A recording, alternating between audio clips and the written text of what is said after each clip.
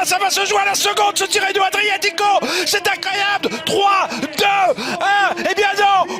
Il termine dans la même seconde. Et dans ce calendrier UCI qui nous fait tant parler depuis tout à l'heure, une grosse nouveauté, la création d'un Paris-Roubaix féminin. Et franchement, ça fait plaisir. Elle aura lieu la course le même jour que le Paris-Roubaix masculin, le 25 octobre. Et selon les premières informations, la course femme passera avant celle des hommes à la place des juniors. Et pour en parler avec nous, on l'a reçu dans le dernier numéro de Vélo Podcast, Stéphane Delcourt, manager de l'équipe féminine FDJ Futuroscope Nouvelle-Aquitaine. Bonjour Stéphane. Bonjour Stéphane. Bonjour à vous. Stéphane, David Lapartien, président de l'UCI, parle de ce Paris-Roubaix féminin comme de leur plus belle réussite.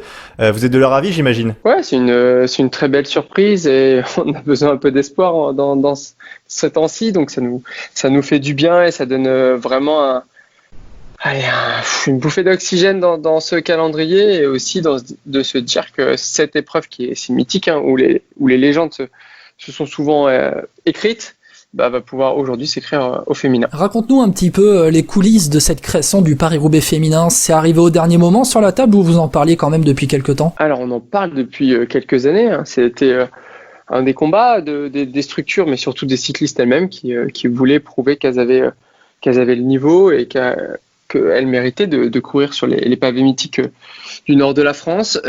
Mais c'est vrai que depuis quelques mois, on n'en avait plus parler, on était vraiment sur le focus sur le Tour de France féminin. Ce qui est clair, c'est que le Tour de France féminin, la création du Tour de France féminin va être décalée d'1 an. Clairement, le projet ne peut plus être en 2021 puisqu'il tombera en même temps que les JO. C'est hyper logique. Donc on va repousser en 2022.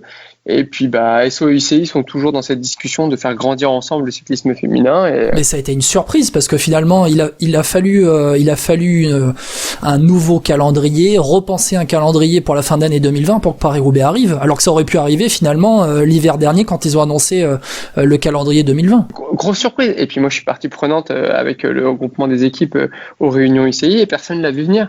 Je pense que l'UCI a voulu faire un petit cadeau aussi dans ce calendrier et était en égo, et c'est sûr qu'on comprend mieux aussi pourquoi ça leur a fait mal quand certains et certaines ont dit que le cyclisme féminin avait été oublié. Là, je pense que ouais. C'est une bonne chose. On a parlé juste avant cette petite interview, Stéphane, on a parlé de l'histoire chaotique du Tour de France féminin.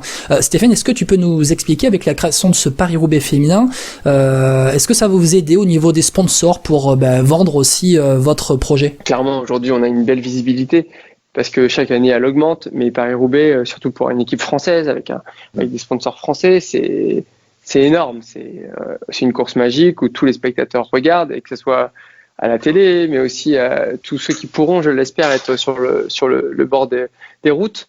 La visibilité va être accrue, clairement. Donc après, il faut y participer, mais il ne faudra pas faire que y participer.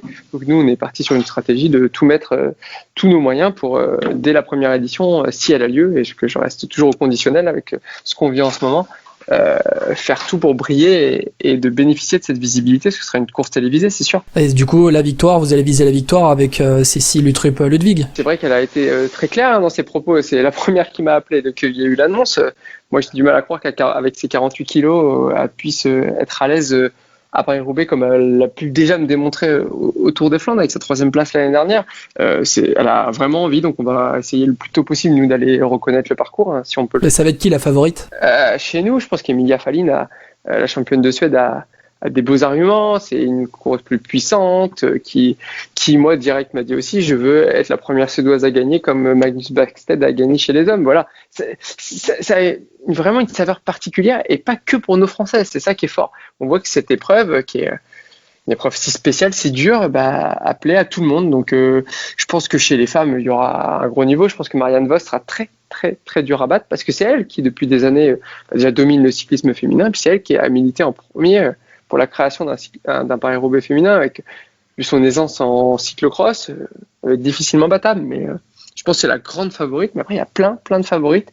Et puis, on ne sait pas comment elles vont réagir sur ces pavés si spéciaux. Donc, Justement, Stéphane, est-ce que vous connaissez le format de la course ou pas? Ou est-ce qu'il y aura tous les secteurs pavés? Est-ce que ça va être réduit? Parce que on connaît la course junior qui se déroulait toujours avant, avec des spécificités. Est-ce que on sait chez les femmes déjà ce qui va se passer pour ce Paris-Roubaix? Non, on ne sait pas. Donc, ASO est en train de bosser dessus.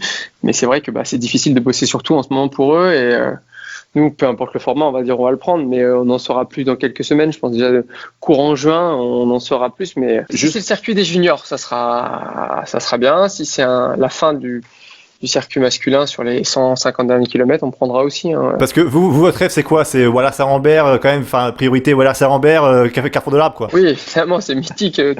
Tout ce qui sera mythique, on le prendra, mais on sera pas difficile. C'est comme sur le calendrier, ce que je vous expliquais la dernière fois. Aujourd'hui, on prend tout ce qui est bon à prendre, on le prend. Et puis, il y aura peut-être une évolution entre la première édition et la deuxième édition. Je sais qu'ASO va faire son boulot, il faut leur laisser le temps. C'est comme pour la course by le Tour à Nice. Le circuit, on a eu quelques échos, mais c'est pas encore définitif, il faut attendre.